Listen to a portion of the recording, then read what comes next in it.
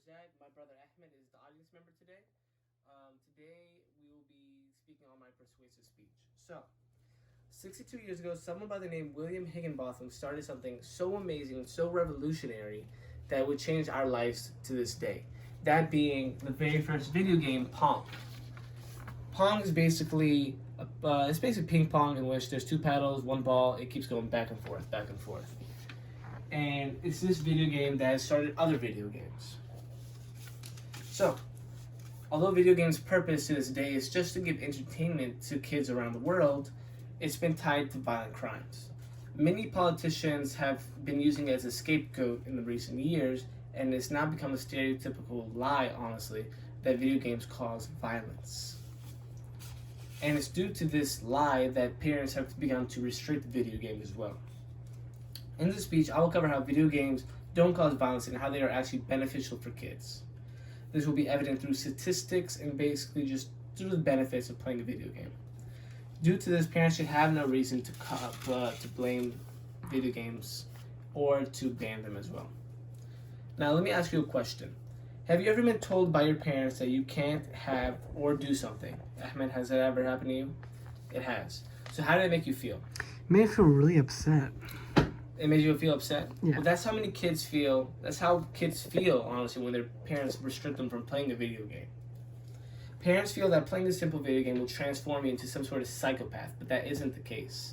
You're not going to play a video game and just automatically get frustrated, go outside, and start punching people and committing crimes. Video games are beneficial to kids. They provide a safe environment that allows kids to enjoy communication and to even learn thinking strategies. Now, you're probably thinking, don't video games hinder communication skills? But honestly, video games have an option that allow you to speak to other people. So if you're antisocial, you don't do well in big groups, like myself, then honestly, gaming is the best way to get started. You can speak to other people, build some character, build some sort of sense of humor, and honestly, the more and more you do it, the better you probably feel when you go outside and actually speak, you know? So, most people also benefit from, enhanced memory, improved problem-solving skills. Video games are also a great source of learning. If you like to learn, there's plenty of video games to help with that. And they also improve your brain speed. So, now despite all these positive things about video games, media still sees it as the enemy. This is what Barack Obama said after the Sandy Hook shooting. Congress will fund research into the effects that violent video games have on young minds. So now clearly in this statement, Barack Obama is against video games. And there's nothing wrong with this statement. Researches do have to be done. But in the case of video games, plenty have already been done. And honestly, what is doing one more? It's not going to benefit anybody. Now, in this statement from proscons.org, they state that the total U.S. sales of video games hardware and software increased massively from 1994 to 2014. And in that time of those massive sales, crime rates have gone down. So video games are honestly helping with crime rates. They're keeping kids in the house and keeping crime down. So that's a good thing. Now, it's also believed that kids' school grades are going down because of kids playing video games, but that isn't very true. Now, for example, if a child plays video games and is failing school, many teachers would automatically think that person plays that person plays video games all the time. That's why their grades are down. But that isn't the case. Honestly, a kid can be struggling in school for many reasons. It could be that they're struggling to pay attention. It could be that they are maybe running on little sleep. They have a bad teacher. There are 1,000 reasons for a kid to do bad in school, and video games isn't the only one. According to Fatherly.com, a website for behavior and health science, more than 2/3 of American adolescents report playing computer games in some form, and those studies have examined how they do in school. Those kids have yielded mixed results, some doing bad, some doing good. So honestly, video games, it just depends on the type of person you are. If you're good at maybe multitasking, you probably do better in school.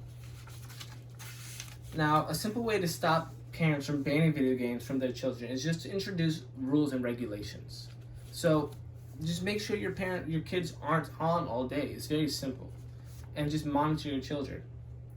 Now, there's a plan that goes to this. So the first step of the plan would probably just be that parents have to stop believing the lie that video games cause violence. You're just going to be paranoid all day if you believe that lie. Second thing, parents have to make a schedule or some sort of time limit for how long their kids can play the video game. Third, on every console, there's a setting that allows you to activate. It's called parent control. And I will link a video to how to set that up as well in my speech. Parent control allows you to control what video games are played, so what kind of mature ratings. So if you have a little kid, you can honestly activate it to just make sure they don't play like a game like GTA, something that's rated for mature people. And with parent control, you can also control how long your kids play as well. So it makes it easier for you. The fourth step of the plan would just to be keep your kids distracted. After they've played their games, take them out to the park, get some exercise, do something with your kids. Honestly, all you have to do is just be a good parent. It's not difficult. So,